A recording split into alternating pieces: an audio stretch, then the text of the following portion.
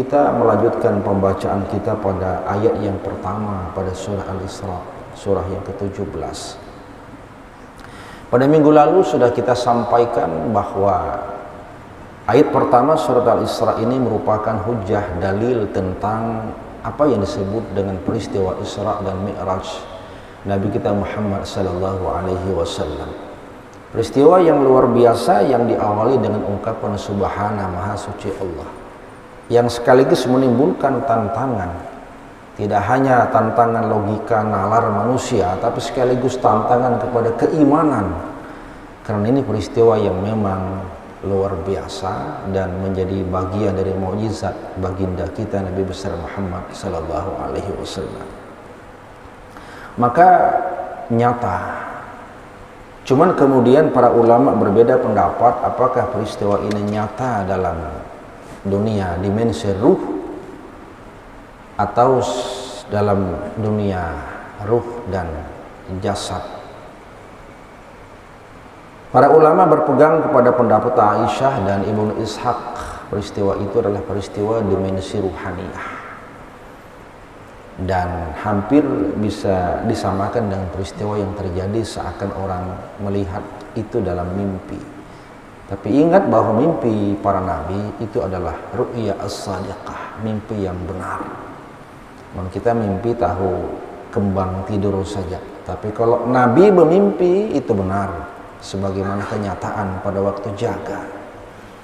Tapi kemudian para ulama yang lain seperti dikutip oleh Imam Ar-Razi dalam tafsir Mafatihul Ghaib, kemudian dalam tafsir yang dikarang oleh Ismail Haqqi, itu kemudian menyatakan kebanyakan para ulama bahkan berpendapat bahwa peristiwa itu adalah terjadi dalam dimensi yang nyata dan dialami secara ruhani dan sekaligus jasmani. Jamaah rahimakumullah, kita akan lihat apa yang menjadi alasan bahwa peristiwa itu nyata dalam dunia fisik dan sekaligus dimensinya ruh dan jasad. Ayat ini bukankah dinyatakan dalam satu ungkapan Subhanalladzi asra bi 'abdihi lailan. Maha suci Allah yang telah memperjalankan hambanya pada malam hari. Kita akan lihat arti daripada abdun. Asra bi 'abdihi. Abdun itu terjemahannya adalah hamba. Allah memperjalankan hamba. Oleh Ar-Razi dan Imam Ismail Haqqi dalam Ruhul Bayan, kata-kata abdun, ain ba'dal, abdun, itu maknanya adalah hamba dalam arti totalitas manusia, dimensi ruhani dan jasmani.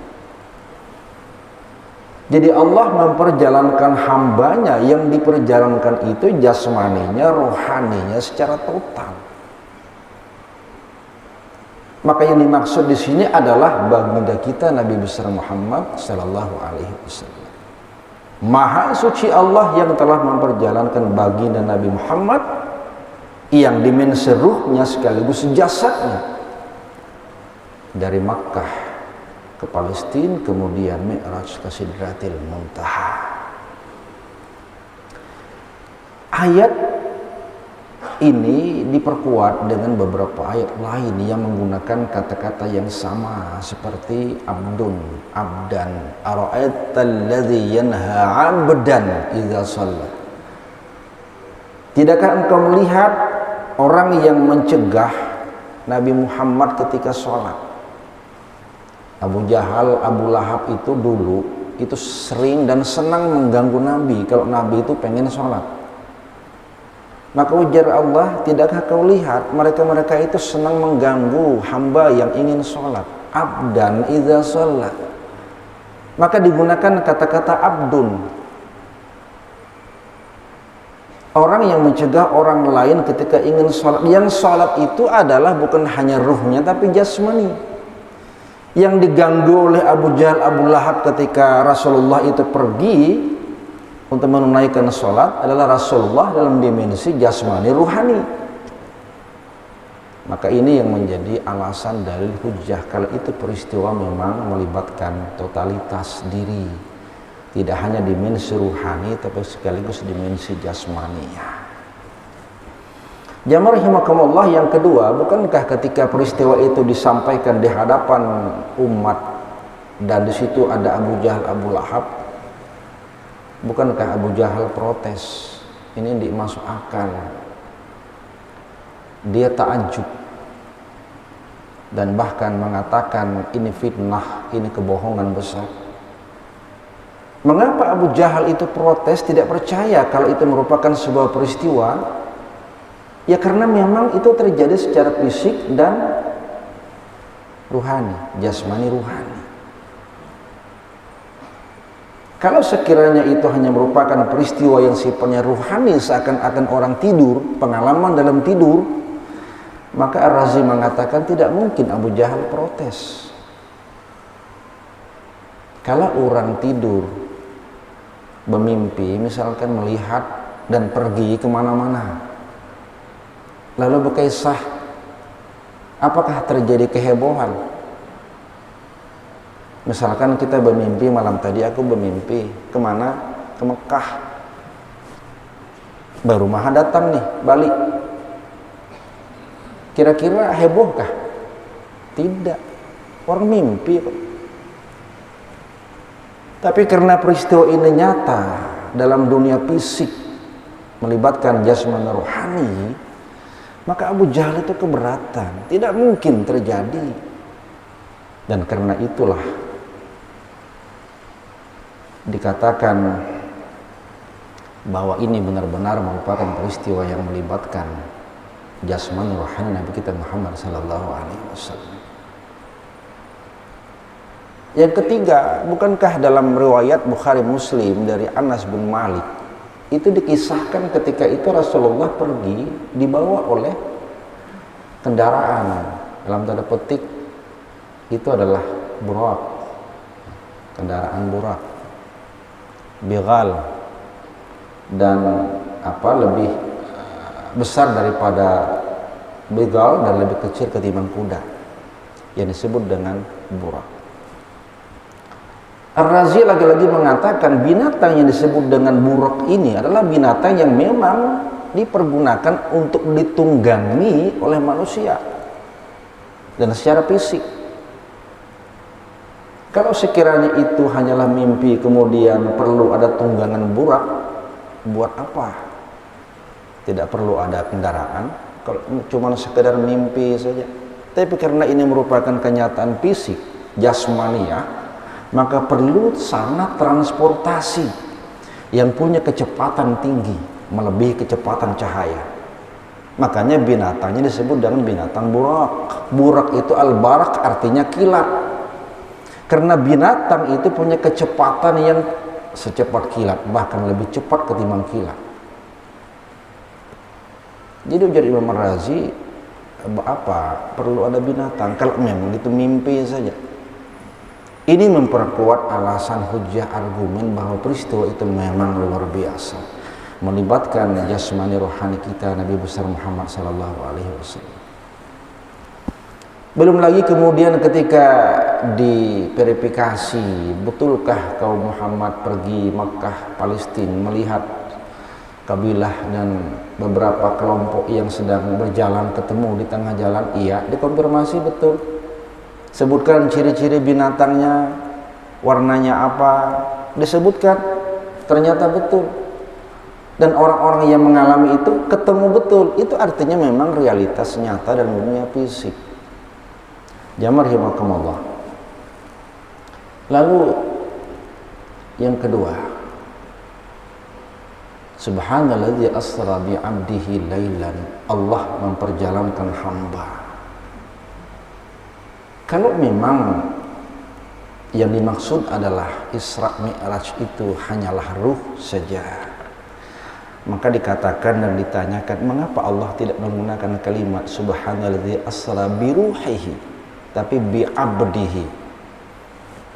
Ini karena memang totalitas, dan tidak ada ayat yang memang menyatakan subhanalladzi asra bi ruhihi tapi bi 'abdihi. Dan itu artinya bahwa ada pesan yang penting, kata Ismail Haqqi dalam Ruhul Bayan. Pesan yang paling penting ketika digunakan kata-kata bi abdihi itu adalah ubudiyah. Penghambaan kita kepada Allah, ibadah kita kepada Allah. Jadi kisah peristiwa Isra Mi'raj itu pesannya bukan soal pesan kenabian. Meskipun Isra Mi'raj adalah mukjizat kenabian, tapi bukan itu pesan utamanya. Tapi pesan utama di balik peristiwa Isra Mi'raj itu adalah ubudiyah, ibadah penghambaan kita kepada Allah. Itulah sebabnya ujung daripada peristiwa Mi'raj adalah diterimanya perintah sholat, dan itu adalah simbol ubudiyah kita kepada Allah Subhanahu wa ta'ala. Makanya kemudian dikatakan al-ubudiyah afdal min nubuwah. Dalam peristiwa Isra Mi'raj ini, ubudiyah itu lebih diutamakan informasinya ketimbang mukjizat kenabian.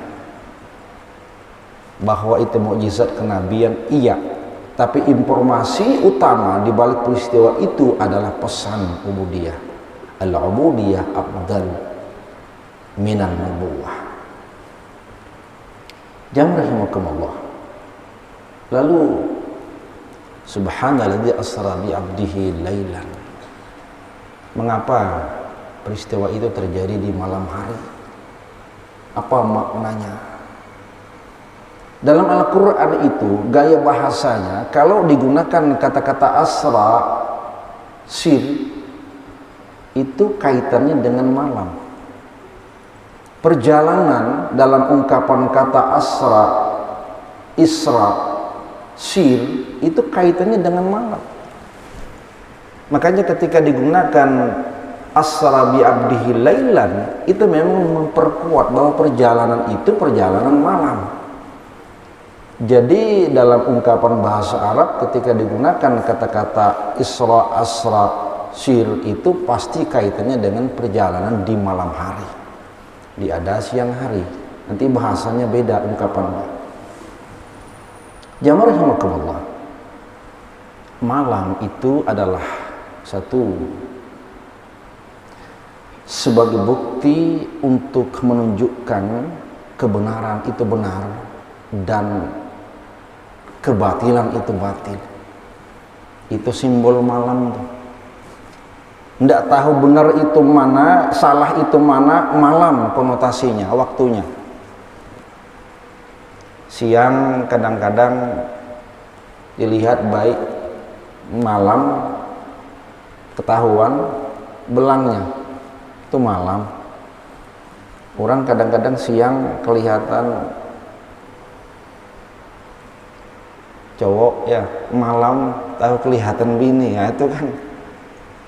Jadi ujar Ar-Razi itu satu simbol untuk menunjukkan dan melihat mana sesungguhnya kebenaran dan mana yang batil, itu malam.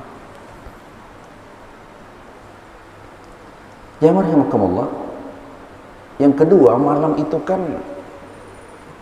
tempat di mana Allah menunjukkan apa yang menjadi rahasia batin, simbol al-butun.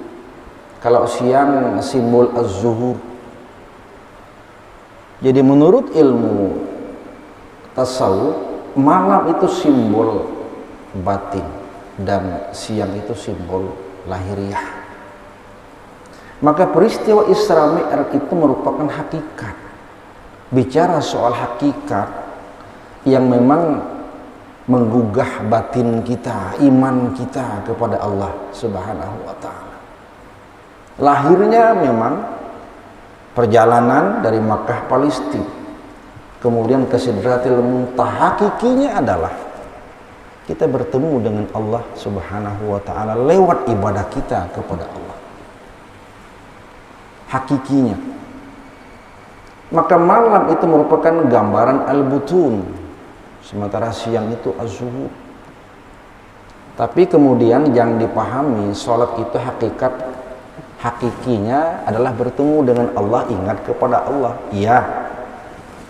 Tapi jangan dipeleset. Mun sholat itu kemudian hakikinya adalah ingat kepada Allah.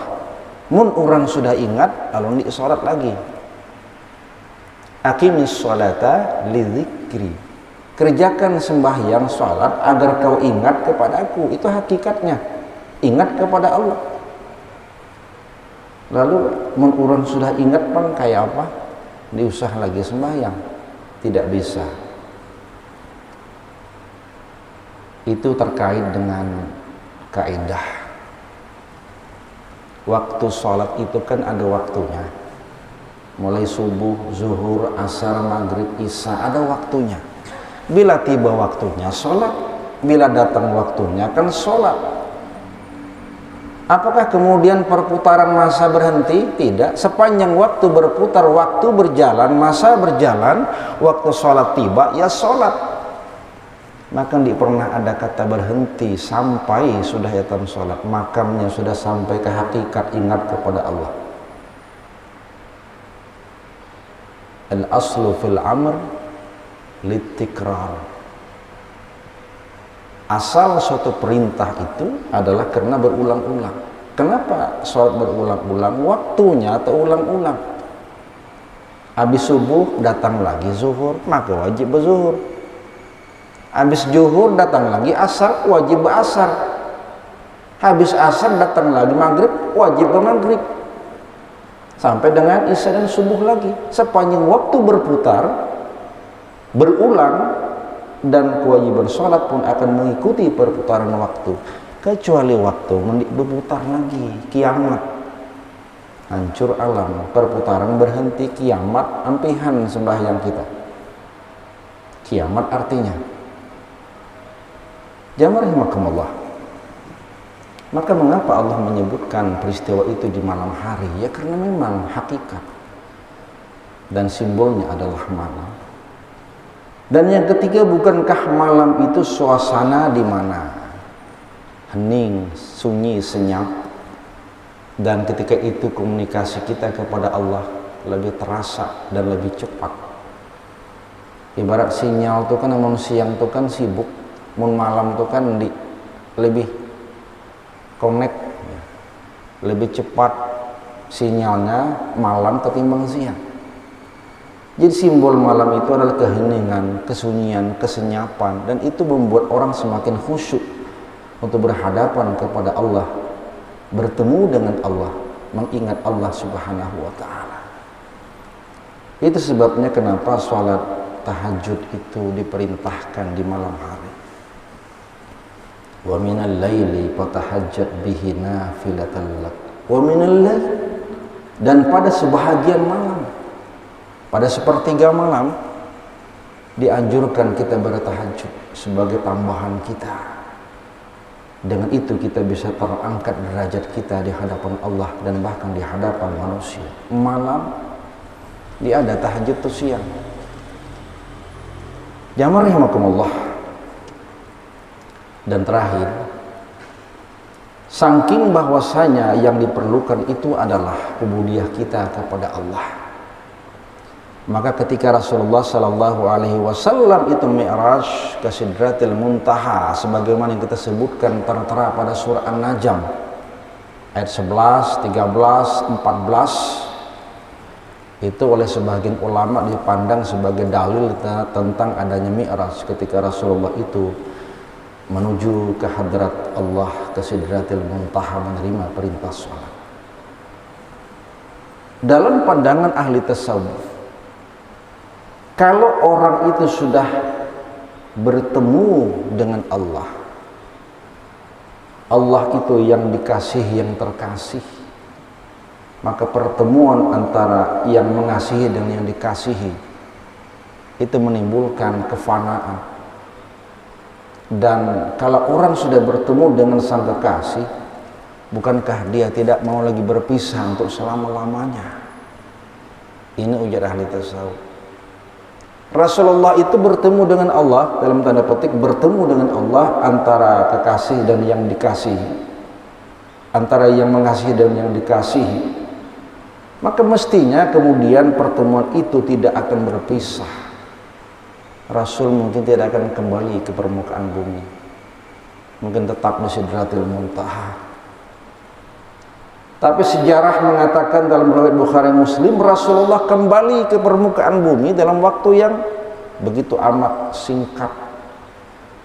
Istilah kata bantal aja ditiduri masih panas, balik dah dari Sidratil Muntaha. Yang jadi masalah kenapa Rasulullah balik kembali? Karena ini terkait dengan ubudiyah tadi, bukan nubuwah. Mun soal nubuwah mungkin Nabi mendik balik, bertinggal di Sidratil Muntaha. Tapi karena soal ubudiyah, penghambaan kepada Allah, maka kemudian kewajiban Rasulullah balik ke tengah umat dan sahabat menyampaikan kewajiban itu. Karena ubudiyah itu adalah bagaimana kita bisa mendekati dan bertemu dengan Allah, dari kita ke Allah. Nubuwah itu kan dari Allah ke kita. Begitu pentingnya makna ubudiyah. Dan karena itu, bukankah kewajiban sholat itu diutamakan, dikerjakan secara berjamaah bersama dengan orang lain, bersama dengan umat, bersama dengan masyarakat. Sebagaimana Rasulullah kembali bersama umat menyampaikan kewajiban itu kepada umat karena kepentingan ubudiyah bersama-sama menghadap Allah Subhanahu wa ta'ala. Maka muncullah hadis Rasulullah bahwa as-salatul jamaah afdal min salatil fardh. Sembahyang salat berjamaah lebih utama ketimbang salat atau sembahyang sorangan, dengan kelipatan ada yang 25, ada yang 27 derajat kelebihan keutamaannya. Jamaah rahimakumullah. Maka dibalik peristiwa ini, bahwa di samping merupakan kenyataan dan melibatkan unsur jasmani rohani, ternyata ada hakikat yang ingin disampaikan lebih daripada sekedar mukjizat kenabian, yaitu ubudiyah, penghambaan kita kepada Allah Subhanahu wa ta'ala. Kita adalah hamba dan Rasulullah pun adalah hamba yang dimuliakan Allah Subhanahu wa ta'ala. Aku qouli hadza wa astaghfirullah. Wassalamualaikum warahmatullahi wabarakatuh.